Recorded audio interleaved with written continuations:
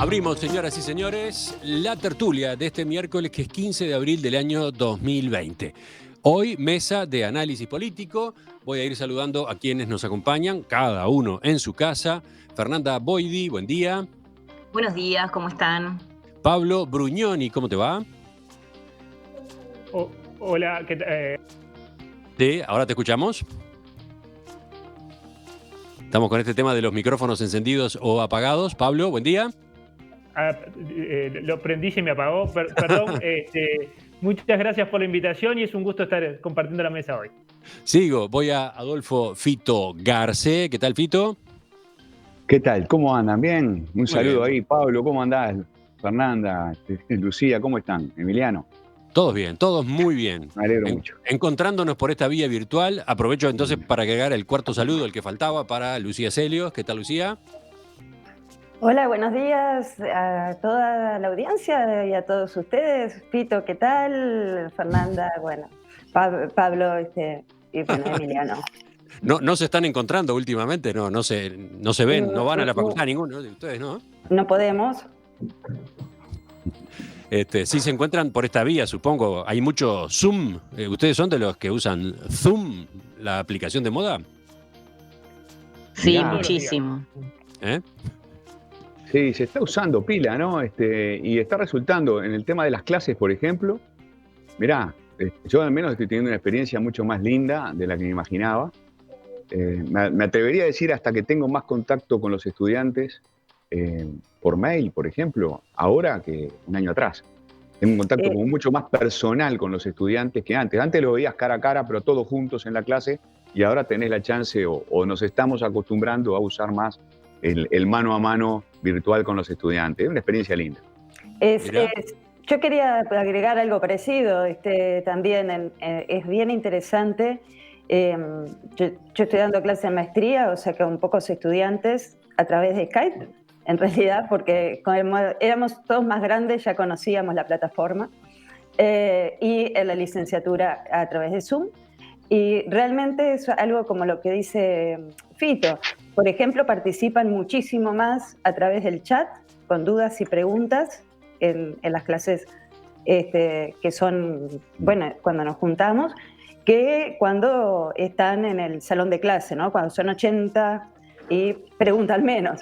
Así que es un recurso interesante que también la virtualidad nos va a llevar para el día de mañana, capaz que incorporar algunas tecnologías también en nuestras clases presenciales. Estamos aprendiendo.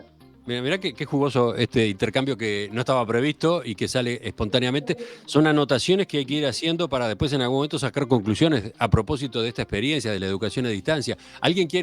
¿Los otros quieren agregar algo? Fernanda, por ejemplo.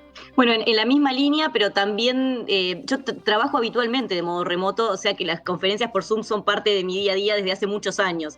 Pero se ha agregado a la dinámica del hogar que mis hijos están participando un montón de clases de todo tipo y de reuniones grupales, y entonces hemos necesitado organizar las reuniones virtuales para evitar colisiones, porque tenemos 2 y 3 en simultáneo en algunas tardes. Así que me ha crecido una especie de espacio de cowork en mi lugar de trabajo habitual. Nos estamos acomodando a eso también. Yo pensé que ibas a decir que tus hijos participaban en las conferencias a distancia de ciencia política. Bueno, también hacen algún video bombing y fotobombing habitualmente. Bueno. Ya estamos más o menos acostumbrados. Pablo, ¿lo que ibas a agregar tú?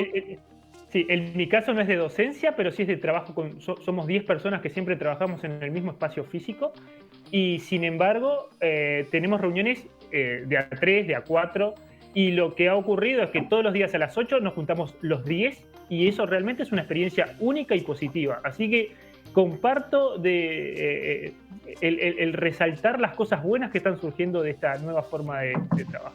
Bueno, quedan acá puestos los puntos suspensivos. Volvemos sobre esa otra parte, sobre esas conclusiones, sobre esos aprendizajes. Otro día vale la pena.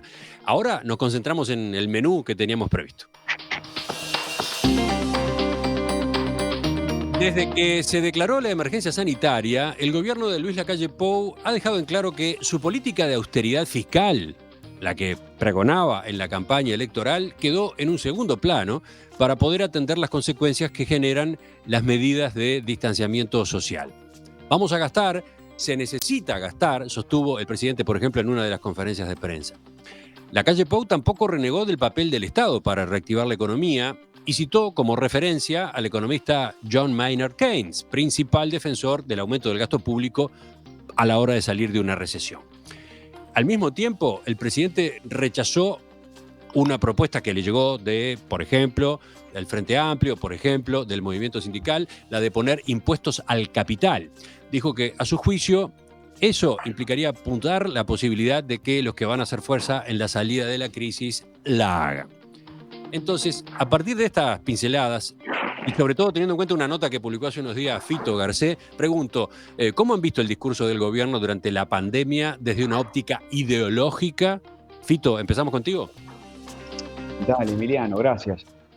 Sí, para mi gusto, mirá, es esto que yo le llamo el instalarse en el centro, es como el principal dato politológico del primer mes de gobierno.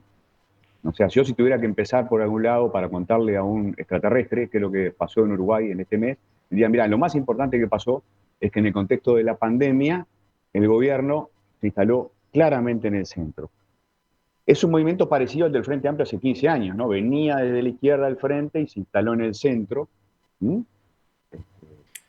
sobre todo con el liderazgo conjunto de Tabaré Vázquez y Aníbal Torres. Y ahora ha pasado algo similar desde el otro lado. Sí, pero con algunas diferencias, Fito, perdóname la interrupción. Claro, en el caso del primer gobierno del Frente Amplio, ese señalero, el Frente lo encendió en la campaña electoral misma, ¿no?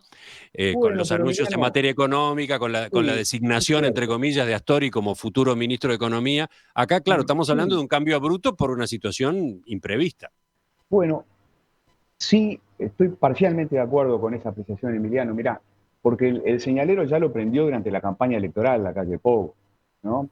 Fíjate que el discurso de Lacalle Pou nunca fue un discurso de derecha típico en la campaña electoral. Hubo un énfasis muy fuerte, a ver, gente, porque estamos en una época muy brava donde la gente se enoja con mucha facilidad. Una vez más, izquierda y derecha no son insultos ni son elogios, son categorías. ¿Vale? Son convenciones que usamos para entendernos un poco mejor, aunque a veces venían lo contrario. Pero bueno, cuando yo digo que venía, creo que en general en ciencia política se aceptaría bastante pacíficamente esto, ¿no? Un gobierno que pone el énfasis en la seguridad, en construir la seguridad mediante mano dura, un gobierno que pone el énfasis en el crecimiento económico, y el crecimiento económico por el lado de la empresa privada y de la competitividad, y de liberar las hinchas de la empresa, como se decía, un gobierno que pone el énfasis en la austeridad fiscal, lo consideramos en líneas generales un gobierno en el eje izquierda-derecha, más bien de derecha. Lo cual no quiere decir que en la campaña electoral se haya hablado de privatizaciones. No quiere decir que no se haya hablado de políticas sociales o de cuidar a la gente. Hubo un discurso en la campaña electoral de Lacalle Pou y de los partidos que integraron la coalición multicolor, ¿no? De, por supuesto, políticas sociales, atender a los más frágiles. El Partido Independiente, todo su viejo énfasis en las políticas sociales. De todos modos, ¿no? Ese discurso que yo diría que en la campaña era un discurso de centro-derecha, para simplificar, creo que ahora, desde el 13 de marzo, desde que se instala la pandemia en Uruguay, todavía como que refuerza sus lados que tienen que ver con la protección social, que tienen que ver con el cuidado de la gente que está quedando más dañada, más lastimada, más afectada por la crisis.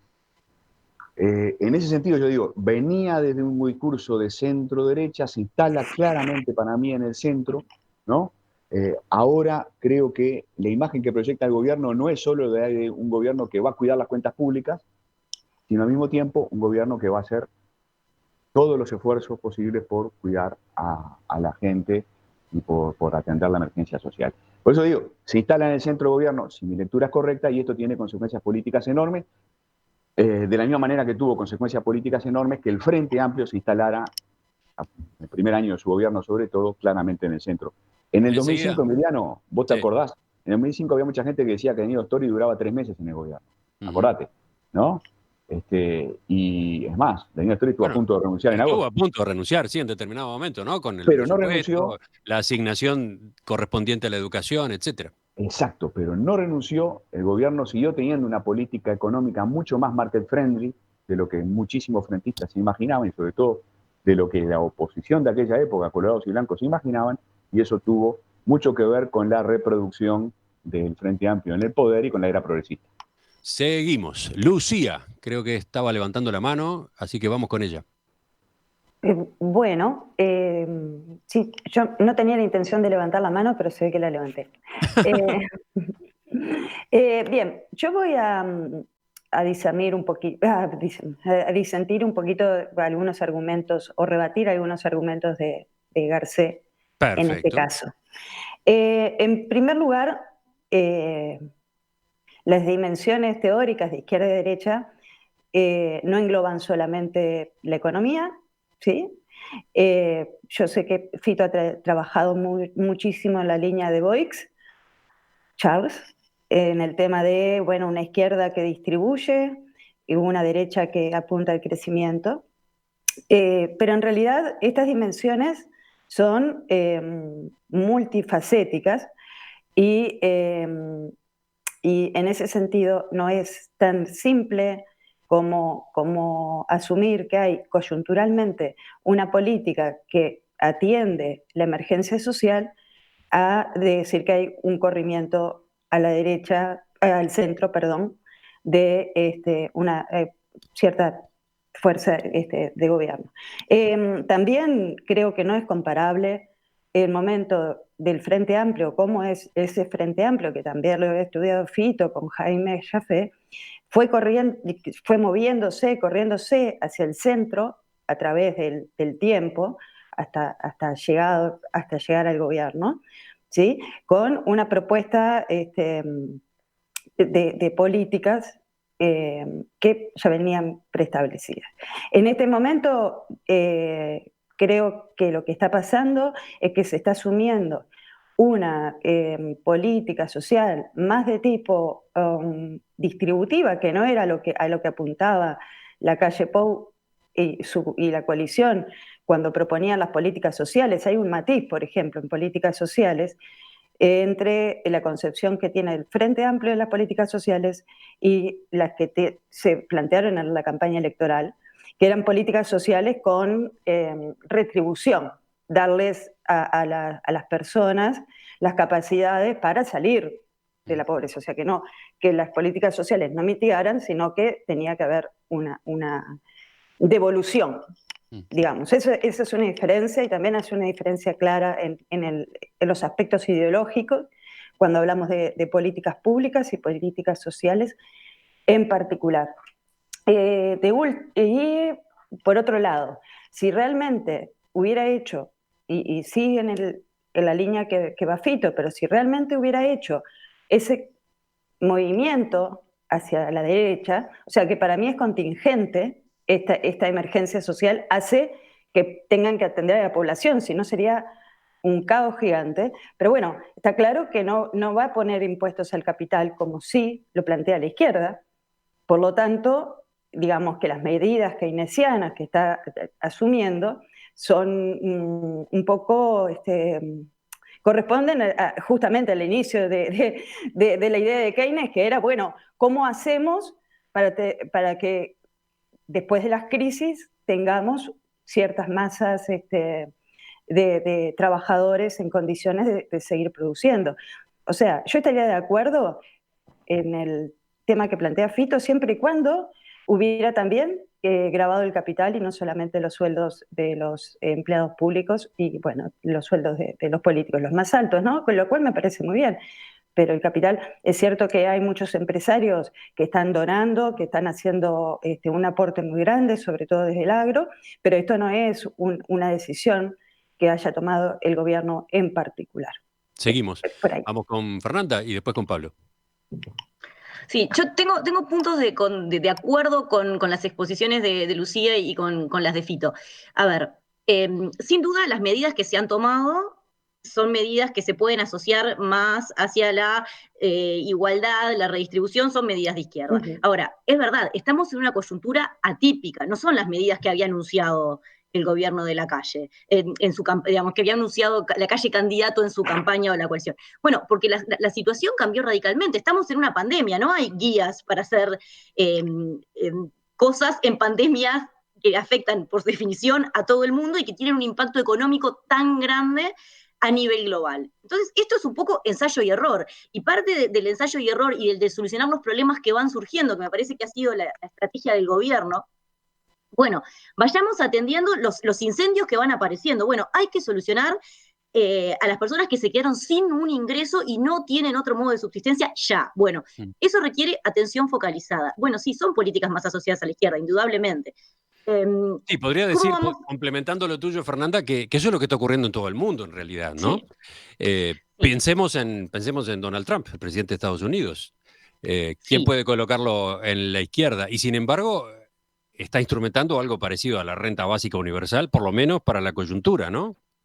Sí, de un modo un poco particular, pero efectivamente es así. El asunto es que las categorías de análisis que tradicionalmente utilizamos para entender la realidad nos quedan rengas, porque la realidad nos cambió radicalmente. Entonces, mientras son las que tenemos, y entonces me parece sensato, podemos seguir hablando de si vamos más hacia la libertad o más hacia la igualdad o cualquier otro de los continuos dentro de los cuales podamos ubicar analíticamente medidas o posiciones políticas de izquierda o derecha.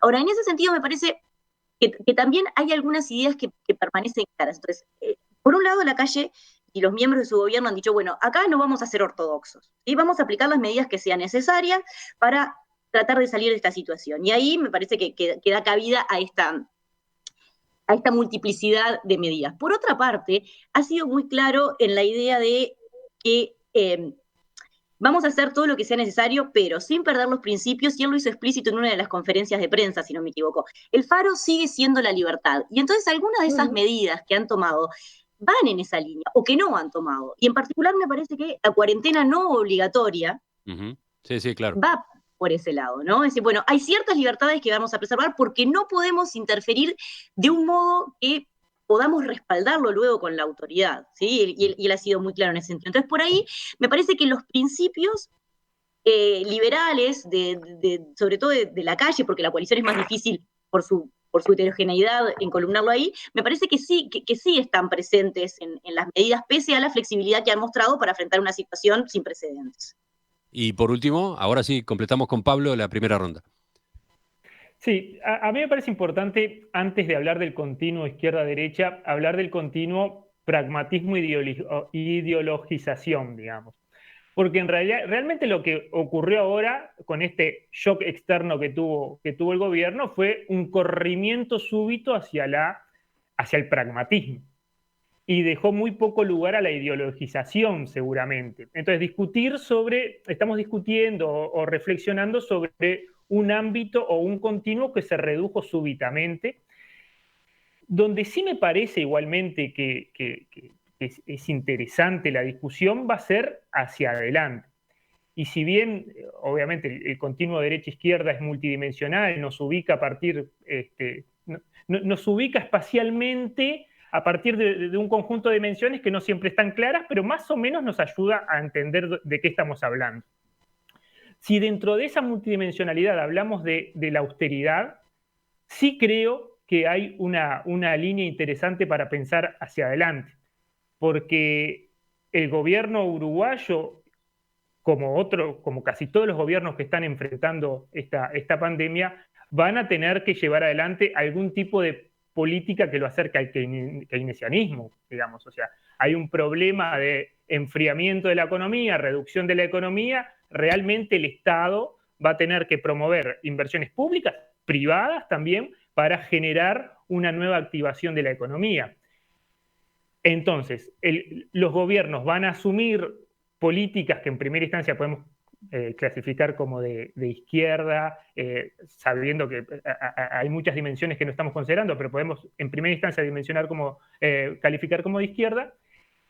Y la gran discusión que va a trascender Uruguay, que va a global, es, bueno, va a quedar, a partir de esa experiencia, va a quedar como aprendizaje discursivo e ideológico que los países deberían encaminarse y retomar lo que a partir de los años 30, más especialmente después de la Segunda Guerra Mundial, fue moda, que es llevar adelante políticas keynesianas con un rol mucho más activo del Estado. Entonces, para resumir, yo creo que estamos en un Está momento interesante de la pragmatismo. pregunta que dejás Sí. planteada, Pablo, porque de algún modo remite a lo que charlamos contigo hace unos días en la entrevista central, ¿no? A partir de tu tesis de doctorado.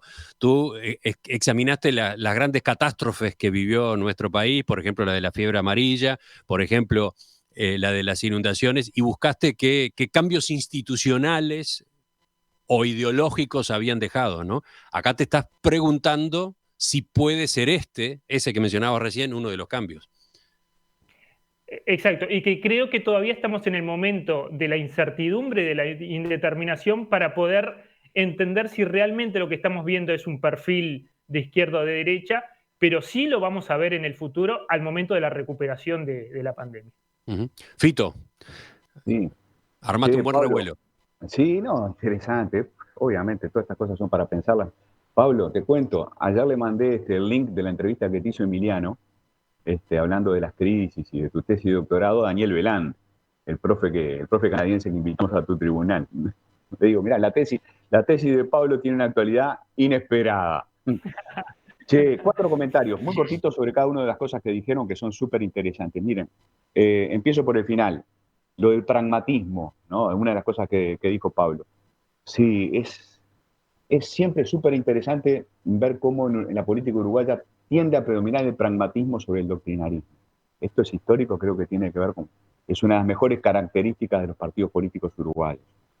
No puede sorprender que la calle Pou sea pragmático, que el Partido Nacional o que la coalición multicolor. Creo que es un rasgo en general estructural de la política uruguaya.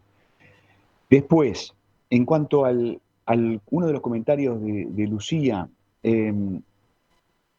claro, está bien preguntarse si de Fernanda, en cierto modo, la sensibilidad social va a durar o es apenas coyuntural. Este énfasis en los frágiles, para usar una expresión que funciona mucho, ¿no? Es muy, muy clara. Es apenas coyuntural. Miren, estamos como hace 15 años, ¿no?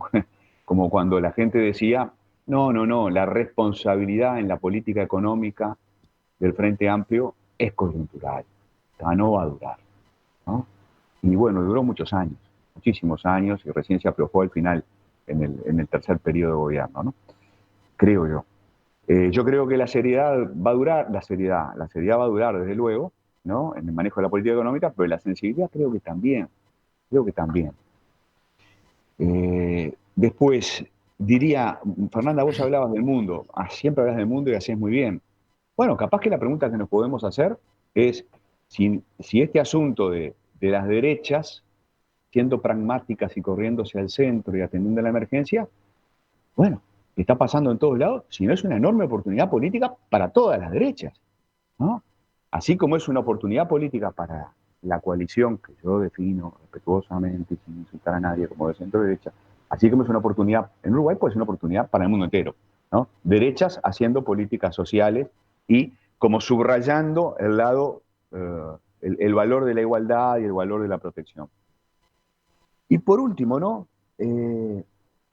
Sí, la calle Pou todo el tiempo habla de libertad y eso tiene que ver con su identidad y con la identidad del Partido Nacional, en cierto modo el Partido de la Libertad a lo largo de la historia.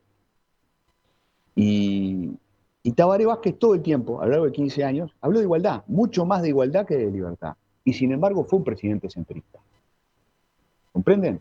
¿No? O sea, vos podés mantener tus principios, tu identidad, y sin embargo correrte en el eje izquierda-derecha, ¿no? La calle Pou seguirá hablando de libertad, como corresponde a su identidad y a sus principios, a su ideario, como dicen los blancos, pero yo lo veo moviéndose hacia el centro.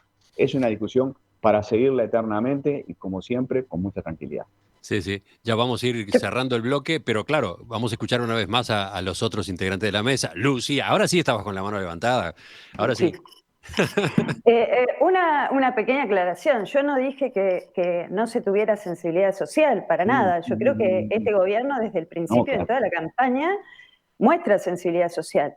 Es simplemente un matiz ideológico de lo que hace con las políticas sociales. Primera aclaración, porque eso no me parece que no lo habías entendido, Fito, de la manera en que lo quise expresar. Después, el keynesianismo siempre fue, cuando se aplica, justamente es en una época de coyuntura, de crisis económica, después de la recesión del 29, después de las guerras mundiales. Eso ha tenido diferentes resultados en las instituciones políticas en el mundo. Algunas de ellas van a adoptar esta política de contención social y a la emergencia social, ¿no? Como pueden ser los casos de Europa del Norte, y otras simplemente la utilizan para la coyuntura y luego el papel del Estado vuelve a dejar al papel del mercado.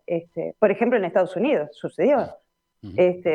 Entonces, ¿cuánto de contingente, cuánto de permanente vayan a tener? Es todavía una interrogante. Y sí, es una oportunidad. Se puede fortalecer el papel del Estado o puede simplemente ser coyuntural como lo manifestaban muchos de ustedes. Vamos con Fernanda. Sí, bien interesantes los matices, las discusiones que deja planteado Fito para adelante, porque como decía Pablo, hay muchos asuntos, todos ellos en alguna medida, sobre los cuales no podemos dar una respuesta ahora, porque podemos plantear posibles escenarios, pero dependerá ni siquiera solo de las intenciones del gobierno o de cuáles son sus expectativas, a qué cosas hacer más adelante, sino de cómo se vayan dando las circunstancias con la evolución del coronavirus y su impacto en la economía en Uruguay y en el mundo.